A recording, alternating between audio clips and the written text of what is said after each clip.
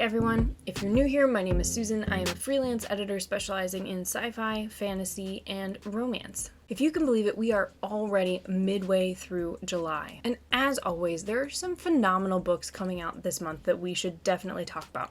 Weirdly, 3 of the 4 that I'm recommending this month are all out on the 18th, so not sure how that worked out, but let's dive in. First up is The Housekeepers by Alex Hay. The best way I can think to describe this is a historical heist, Ocean's 8 style. Mrs. King is no ordinary housekeeper. Born into a world of con artists and thieves, she's made herself respectable running the grandest home in Mayfair. The place is packed with treasures, wealth, and power, but dark secrets lurk in the shadows. When Mrs. King is suddenly dismissed from her position, she recruits an eclectic group of women, the Ocean's 8 part, to join in her revenge, and they will rob it of its every possession right under the noses of the guests and their elusive heiress host. But there's one thing Mrs. King wants even more than money, the truth, and she'll risk everything to get it. How great does that sound? I'm so intrigued to find out what the secrets are. I love the feel of sort of the servants against the wealthy in the historical feel, and the best part is this book actually came out on the 4th, so you can already go ahead and dive in. I haven't yet, but it is on my TBR. Next up is The Deep Sky by Yume Kitasei. I have been on a sci-fi thriller kick lately. I'm not sure why, but something about high summer just always makes me want to dive into deep space novels. The tagline was actually what caught my eye first for this book. It's, "They left Earth to save humanity. They'll have to save themselves first." How chilling is that? This story is about a ship carrying humanity's last hope, 80 elite graduates of a competitive program who will give birth to a generation of children in deep space, and then it's attacked. An inside job with only now the crew remaining.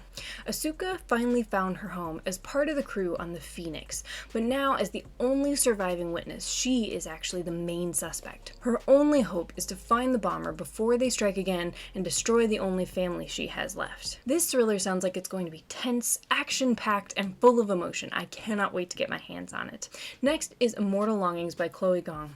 I'm not normally a big fan of retellings, but I love Chloe's writing style, and I'm thrilled she's departing from YA to dive into writing an adult epic fantasy because I think she's going to do a phenomenal job with it. A retelling of Antony and Cleopatra, Immortal Longings is full of action, political intrigue, and romance, which is a mix you all know I just can't resist. I'm excited to see how she handles this, the wide scope of the story, and just her writing in this new setting. I'm very excited. Finally, I have mixed feelings on my last recommendation, but I have to say I am looking forward to A Soul of Ash and Blood by Jennifer L. Armentrout. Why mixed feelings, you may ask? I have enjoyed this series, even with all its ups and downs, which I know is a bit of a controversial take, so I'm looking forward to where this author takes this next.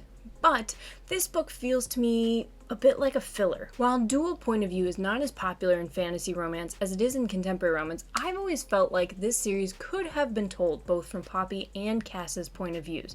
Craftily done, obviously, so as to not give away reveals, especially in the beginning, but bringing more of a punch to the romance and to the political intrigue as well. So having this story from Cass's point of view, especially since it sounds like it's going to have a lot of flashbacks to where we'll get to see their love origins from his point of view, it feels almost like a filler episode of a TV show, something that is extra or maybe that we should have seen originally. But will I still read it? Totally. And do I think fans of fantasy romance will enjoy it?